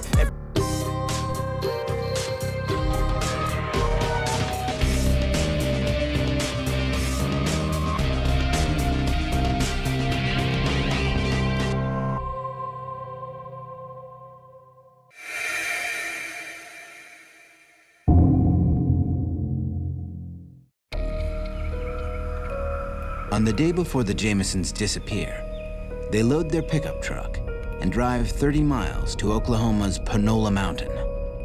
They were looking for property. They were looking to go buy 40 acres of land in a very rural area. The Jamesons had actually learned about the land on the internet. The parcel of land is situated in a remote area near an abandoned oil well. It is really forested area. There's a lot of cliffs and ravines. That's what they like, though. They liked nature. Those who know Bobby and Sherilyn Jameson say the couple looked at Panola Mountain as a fresh start, a new beginning for them and their young daughter. They like to go look at land and imagine what if and fantasize about, building whatever, their dream businesses, homes, whatever. Nikki Shenold has been Sherilyn Jameson's closest friend for more than 10 years. She used to say a lot, you have to stand for something. I don't care what you stand for, but you have to stand for something. When she believed in something, she believed in it with her whole heart. Friends and family say that when Sherilyn met Bobby Jameson in the summer of 2002, she knew he was the man for her. Sherilyn decided right then and there that she liked him and she was interested. Bobby was a very gentle man. He was a good man. He didn't want to do anybody wrong. They fell in love and got married in July of 2004. Later that summer, the Jamesons have a baby girl and name her Madison. Madison was my son's, I guess, best gift in his whole life. Where are you going, Sissy? Looky, there you are on TV. She was just, you know, a beautiful child, and her and I were best friends. Madison. For Bobby and Sherilyn, moving to Panola Mountain is the next step in building a simpler life. They're excited to join the small community living there, people who prize independence and self-sufficiency. There's very few people that live up there. Even the ones that do have the bare minimum needs. In order to have electricity, you have to really have a generator. Some people have septic systems, some people don't. It's a pretty rustic way of life. When it comes to being off the grid, they're as close as you probably could be in this area. On the morning the Jamisons start to explore the mountain where they hope to make their new home, they become lost in a maze of dirt roads. They run into one of the handful of people living up there and ask for directions. He's out there working, he sees them come up. They're talking about buying land in that area. They're asking him questions about, okay, how do you build on a place, you know? How do you do the things that you need to do to be able to live in this area? Bobby and Sherilyn get directions to the plot of land they're considering and decide to return the next day. The following morning, they drive back up the mountain, looking forward to seeing the place where they would live out their dreams. I think they wanted to get away from everybody and be able to enjoy life on their own, not to have to answer to anybody. It's pretty desolate, but I think desolate at that point was what they were looking for. They were just kind of looking to start anew and kind of get away from mainstream.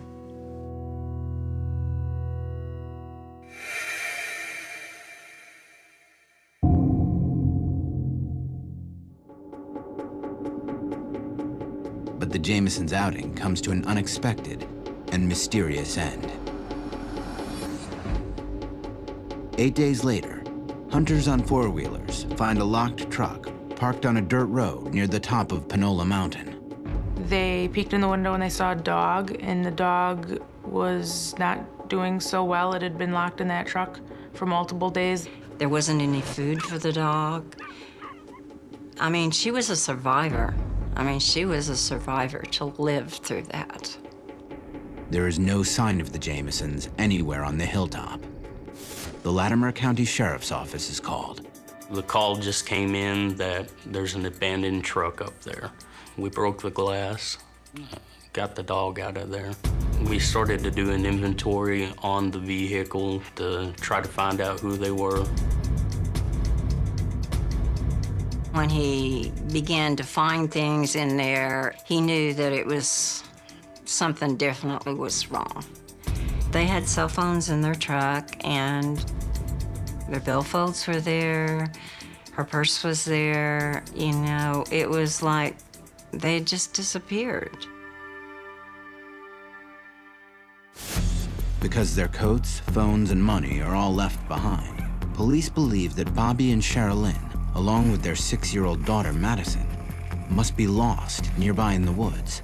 After we started looking through everything, we were figuring, okay, they're up here. It'd be quite easy for somebody to go out there and get bit by a snake and to not be able to get back to the truck and just to not be able to find your way around. Police conduct an immediate search of the area surrounding the truck. I had 5 or 6 deputies up there. Started calling out their names once we figured out who they were, trying to get some type of reply from them.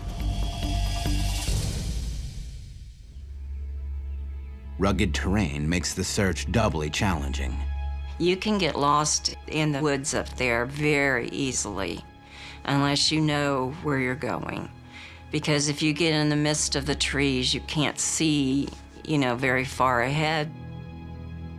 For law enforcement, time is of the essence. There was a child missing. It was getting towards, end of October. The nights were getting colder, and they didn't have their jackets with them because those were left in the truck. We knew that they had been there 8 to 9 days, and you're getting on that timeline there to where You know, the chances of making it, we're at that point now.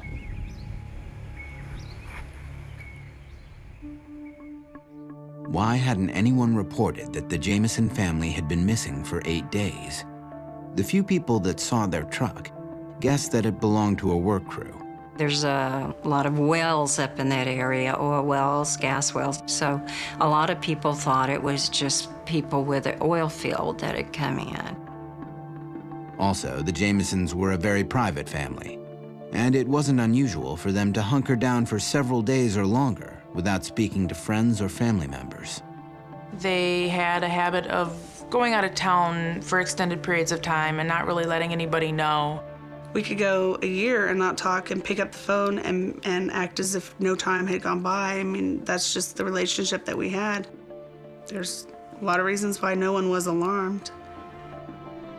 Bobby and Sherilyn had also just pulled 6-year-old Madison out of school in preparation for homeschooling her.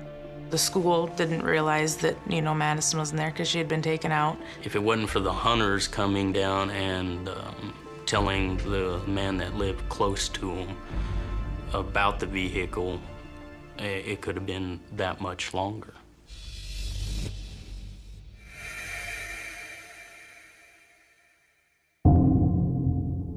The sheriff's men on Panola Mountain realized that by now, the Jamesons could be anywhere. They used the family's cell phones to help reconstruct their last known movements. As we checked the GPS from the phone, we had found out that they didn't spend the majority of the time parked there. GPS coordinates lead police up a nearby hill, where they find footprints. The 6-year-old's footprints were there, and that was obvious and easy to identify. We were able to follow their footprints as well as follow the GPS on the camera up to a rock. They determined that the Jamesons spend about 15 or 20 minutes up the hill from their truck. And remarkably, they find an eerie memento of the family's time on the hill. The cell phone had a picture on it of Madison. They'd actually taken the picture on a small bluff that was just north of the location, maybe just a couple 100 yards. It's the last picture that we have of Madison. It appears to police that after taking the photo, the Jamesons return to their truck and start to leave. What happened next is shrouded in mystery.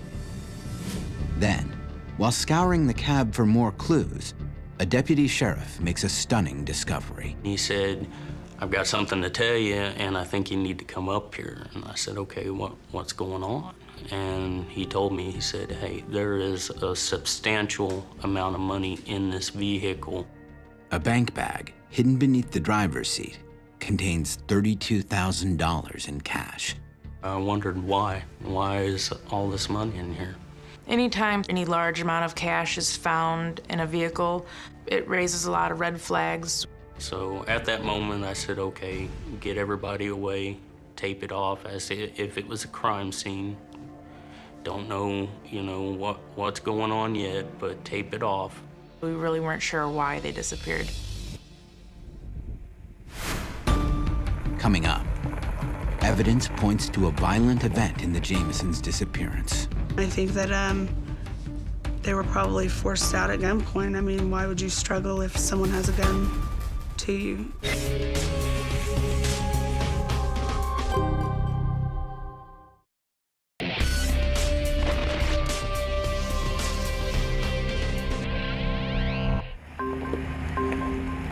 While looking at a plot of land on Oklahoma's Panola Mountain, Bobby and Sherilyn Jameson and their 6-year-old daughter Madison have disappeared.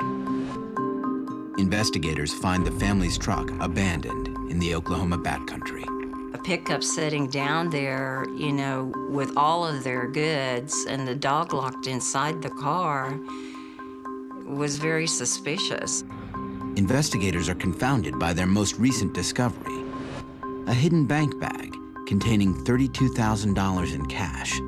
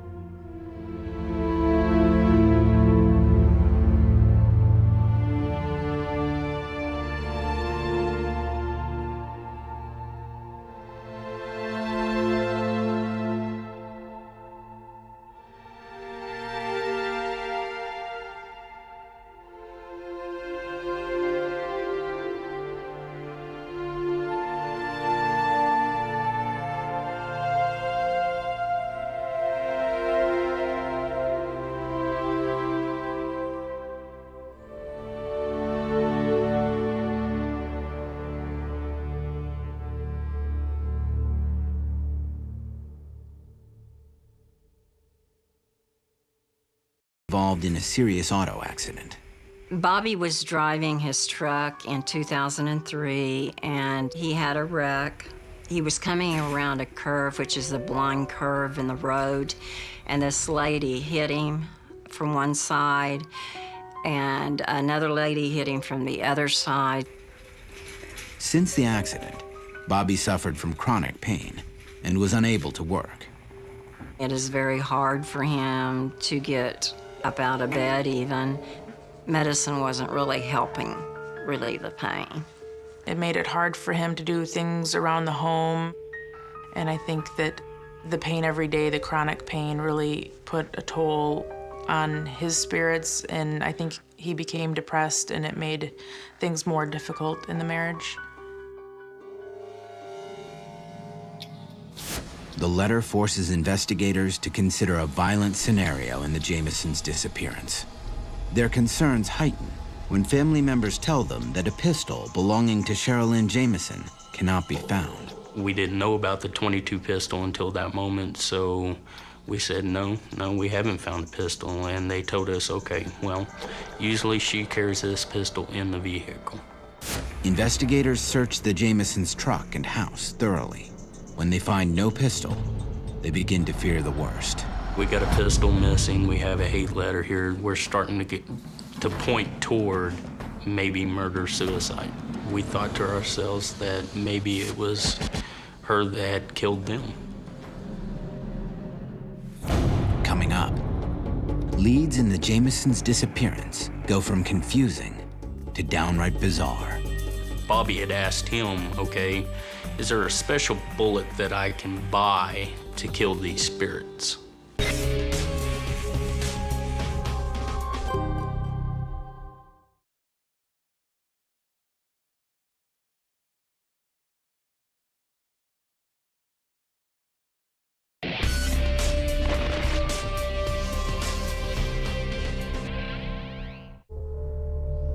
Bobby and Sherilyn Jamison and their 6-year-old daughter Madison have been missing for nearly 2 days.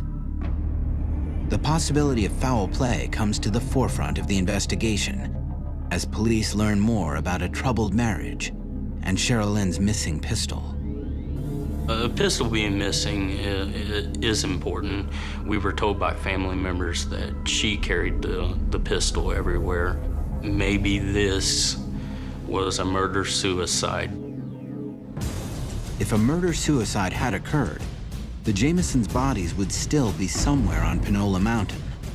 On October 17th, less than 24 hours after their truck was found, law enforcement begins a massive search. The emergency management in Latimer County got a hold of all the fire departments in this area, EMS, forestry.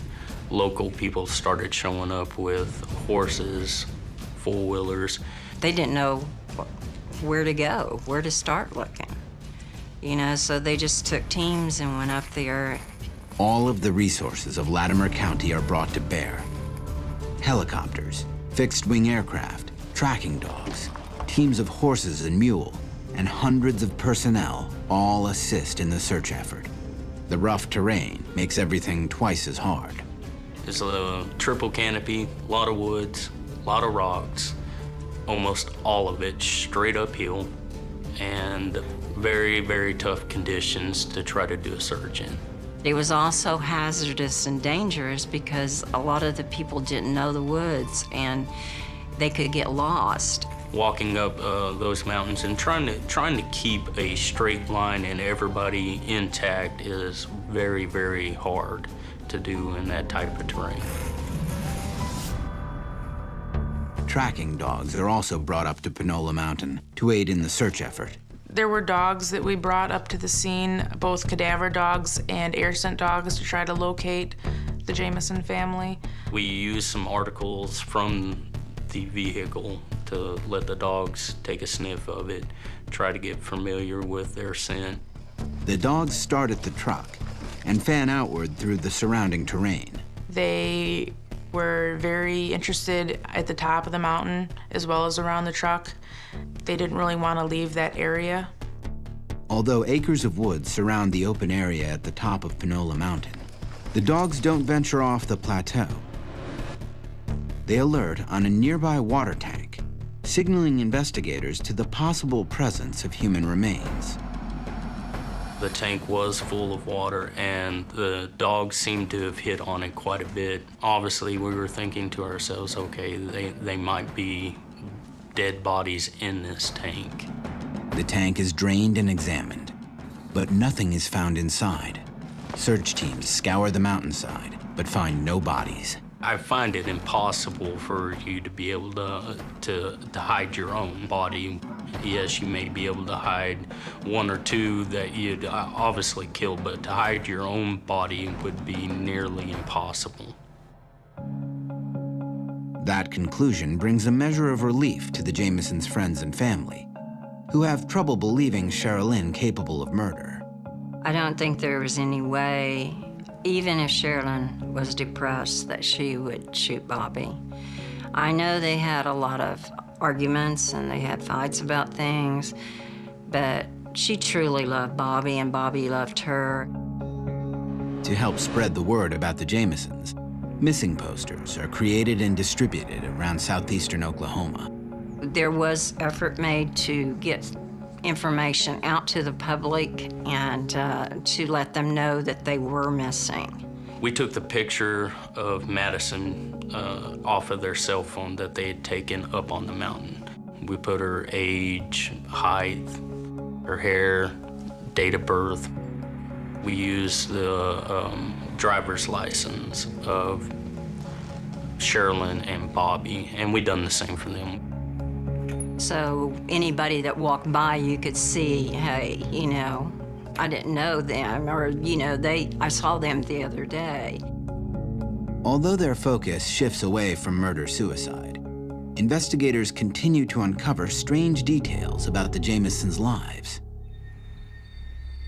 They discover that Bobby, and especially Cheryl Lynn, had a strong interest in spirituality. Cheryl Lynn had some beliefs that were not commonly shared with other people, and I think she had a tendency to exaggerate them and go a little bit overboard with them. In the weeks prior to their disappearance, the Jamisons attended prayer meetings conducted by a local preacher who was later interviewed by investigators. He was talking about them seeing spirits, that they came to him and was talking to him about seeing spirits.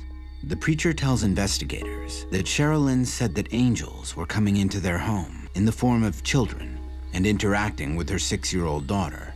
I know that Sherilyn had said that Madison was talking to people that had died, and one of them was named Emily. I don't think it was someone dead. I think it was an imaginary being that she, had, to cope with some of the things that were going on in her life. It's very hard for a small child to be somewhere where there's arguments going on.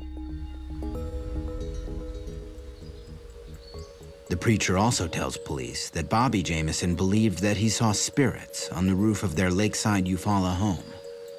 It's a disturbing revelation.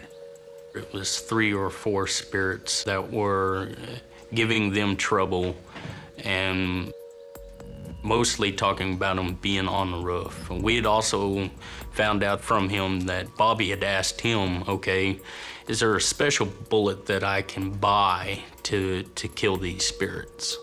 That makes me sad. I mean, I don't even know. I don't even know what that would be about. Friends and family are not clear on what Bobby may have been going through to explain such unusual behavior.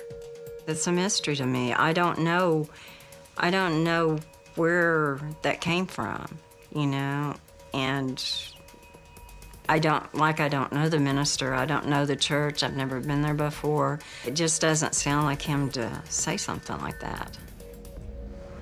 According to police, Sherilyn had also spray-painted odd phrases on signs and buildings in their neighborhood, including the storage container they had sitting on their lakefront property.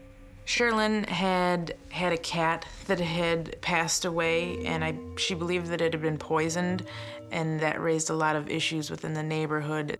The graffiti said something along the lines of witches don't like their cats being killed. I know she's told the neighbors around here she's a witch, and come on in for some witch's brew, and I think it scared people off, but I think she just didn't want to be bothered by people. Sherilyn used to tell me, if you have a problem with somebody, make them think you're crazy. The crazier they think you are, the more they'll leave you alone. It's true, it worked. You spray paint some crazy stuff on there and people think you are crazy. I don't think anybody bothered them after that.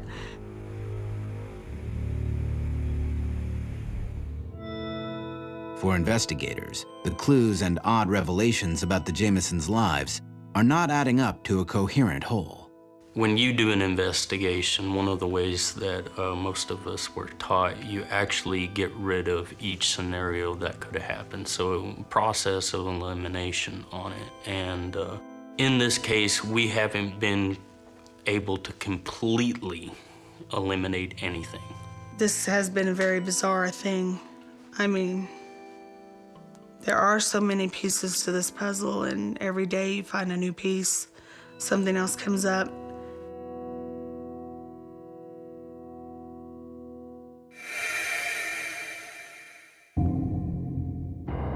After the Jamisons have been missing for 7 days, a lead finally surfaces that appears to turn the investigation around.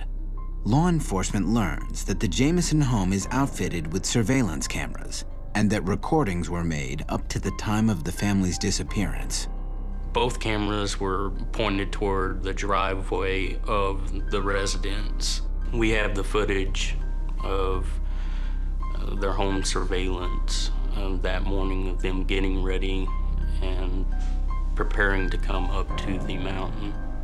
In the eerie-looking surveillance video recorded on the day they disappeared, the Jamisons are seen packing their truck. The family was found going in and out of the home multiple times, back and forth to the car in somewhat of a trance-like state. We found it odd that they had to go back and forth so many times. I would say safely each one of them, without it being an exaggeration, went 20 times back and forth. They never acknowledged each other as they were walking back and forth from the vehicle. Never acknowledged each other. It's like they were the only persons in the world. Speculating that the Jamisons' behavior may indicate an involvement with drugs, Sheriff Beecham shows the recording to experts. I actually had psychologists look at the footage of them leaving their house from their security cameras, trying to get an idea of what type of people they thought they were.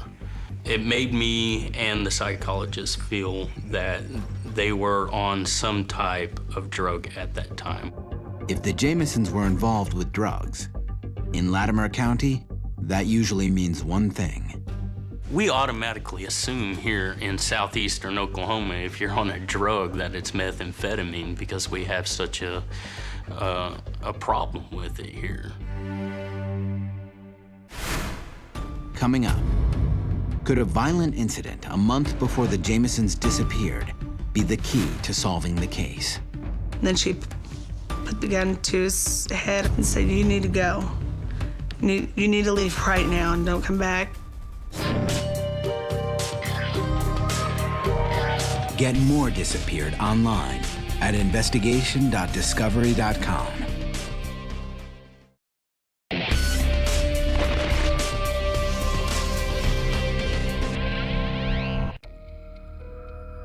The Jamison family has been missing for 14 days. But now, a recovered surveillance video leads investigators to suspect a drug connection in their disappearance. We felt that there was a possibility that Sherilyn and Bobby had been doing methamphetamines or other drugs by their behaviors on the video surveillance. It can come in a powder form.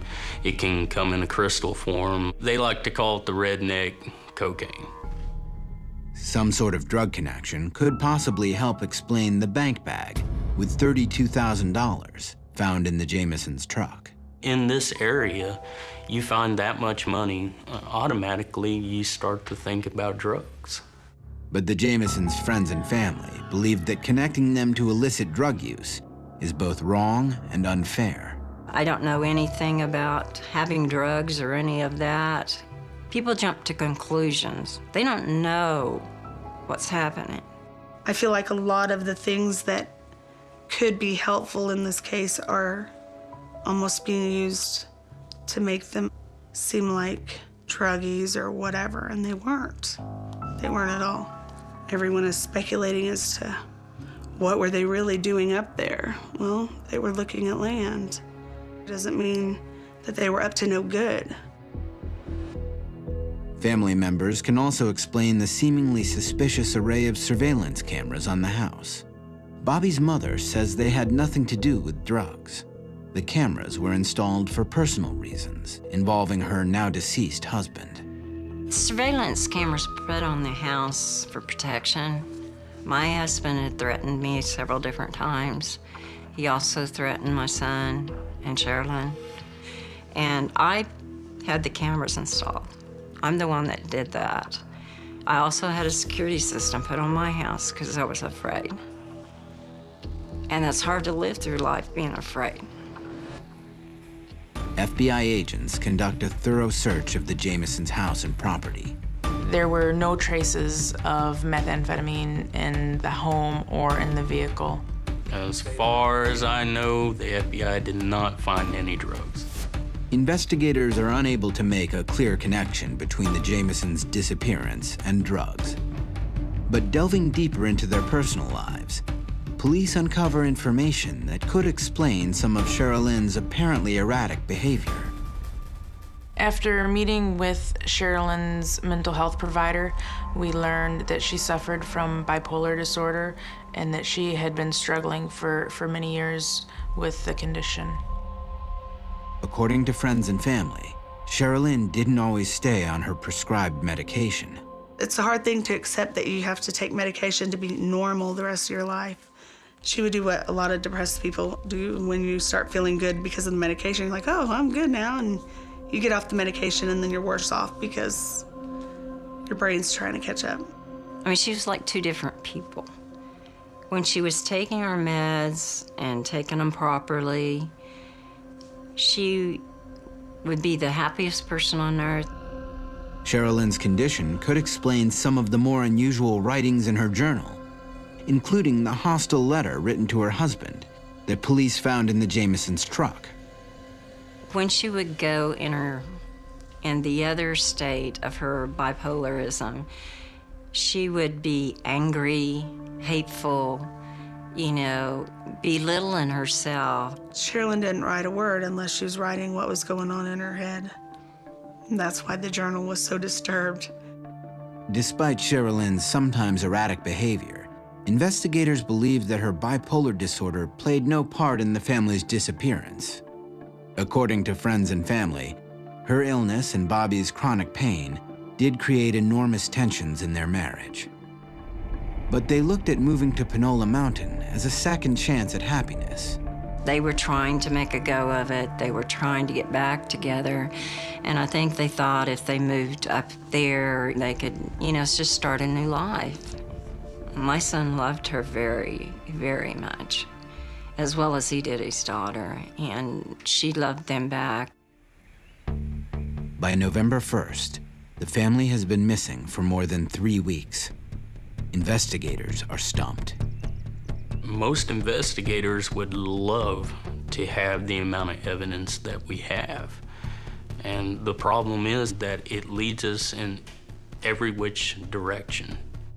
Then, just when they are running out of angles, a stunning new lead surfaces. Police learn that a few months before they disappeared, Bobby and Sherilyn took in a boarder. There was an individual that was living with them, and this individual was there to help work on the residents. Because of his chronic back pain, Bobby thought having another set of hands around would ease the burden on both him and Sherilyn. But according to friends, the boarder began to make Sherilyn uncomfortable when Bobby wasn't around. Sherilyn and Madison both felt very threatened by this fellow who had been staying with them. Investigators learn of one incident that was especially disturbing to Sherilyn. Bobby had left to go somewhere, and the man that was staying here sat down next to her, real close, and put his face right in her face and said, you know, I'm a white supremacist, and you keep talking about all this Indian blood you have. And I think anybody who's not pure white needs to die. Sherilyn takes Madison away and returns with one of Bobby's guns. She was scared for her child, and Bobby. And she pointed the gun at the guy and said, get off this property and don't come back. Sherilyn fires live rounds near the boarder's feet to drive him away. She's really torn up about that. She felt really bad about it. I mean, she was crying to me, telling me this and saying, I've never held a gun to anyone before. Investigators learn that the man has an extensive police record. Obviously, this person became a great interest to us. If you threaten someone and then they make you leave at gunpoint, that's a pretty big indicator that you might be wanting to retaliate. The FBI launches an investigation to identify and track down the former boarder. The FBI felt that he quite possibly could have brought them harm. Coming up, investigators zero in on the Jamisons' boarder. What does he know about their disappearance? This isn't a random crime. This is something that was premeditated. Somebody knew they were going to be there that day, and they took advantage of that.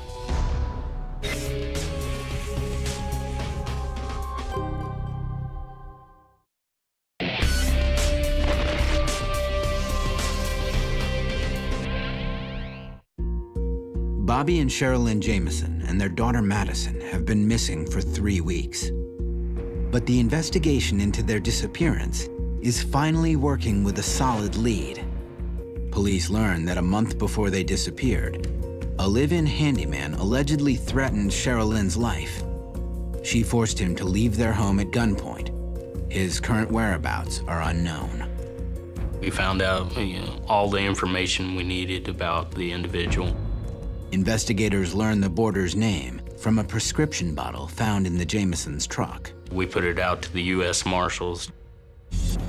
U.S. Marshals find the man living in Wilburton, Oklahoma, and detain him. U.S. Marshals tracked him down, and the FBI did interview him. In the interview, the former boarder is able to account for his time during the Jamesons' disappearance. The FBI doesn't consider him to be a suspect. Investigators again find themselves back at square one. I really don't know where to go from here other than each time that we get a lead, follow up on the lead. Friends and family believe that despite the crushing challenges in their lives, the Jamesons were planning for a brighter future until something or someone got in their way. They were trying to love each other the best they could, you know? But knowing all of that now, it really makes me sad because they didn't get that chance to start over fresh. Over the weeks and months that follow, investigators check out each and every lead that comes their way. There's a rumor of them being in trouble with, whether it be organized crime or just small-time gangs or crimes. That is all rumor. And we don't know any of that for a fact. But we can't get rid of that. So it's still there. But the rumors don't lead to a break in the case. The FBI doesn't currently consider anyone to be a suspect in the Jamesons' disappearance. At this time, we have no suspects. And until evidence comes to life to show differently, there are no suspects. Sheriff Beecham believes it's probable that the Jamesons were kidnapped or taken by force. He just doesn't have the evidence to prove it. Because of everything being left in there and the way the vehicle was parked, they got out of that vehicle after they were trying to leave the location because somebody had drove up there. Somebody had drove up there and blocked their path. It's so rural up there that you wouldn't just cross paths. This isn't a random crime. This is something that was premeditated. Somebody knew they were going to be there that day, and they took advantage of that. Whether they made them leave by gunpoint, force, or they got in voluntarily, I don't know. And what happened from there, I don't know. But that is my current theory on what had happened.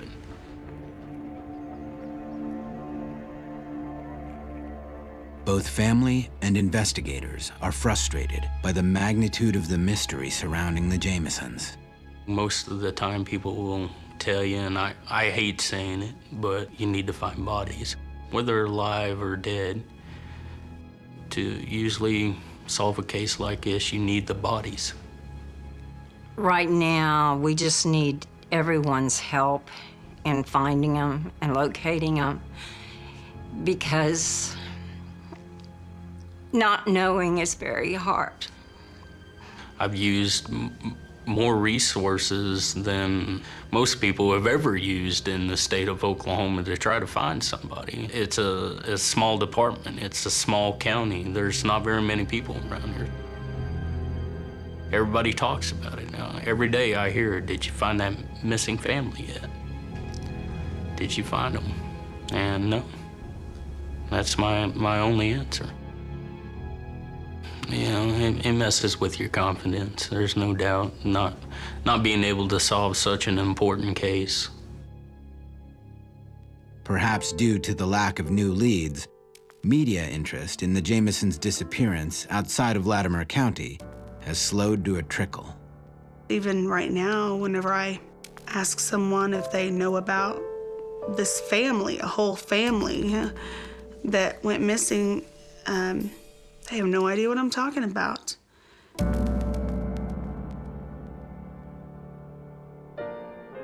In the meantime, Bobby, Sherilyn, and Madison's family remains desperate for answers. It's hard to put yourself in the family's shoes. I've never had this happen to me, and I couldn't imagine it happening to me.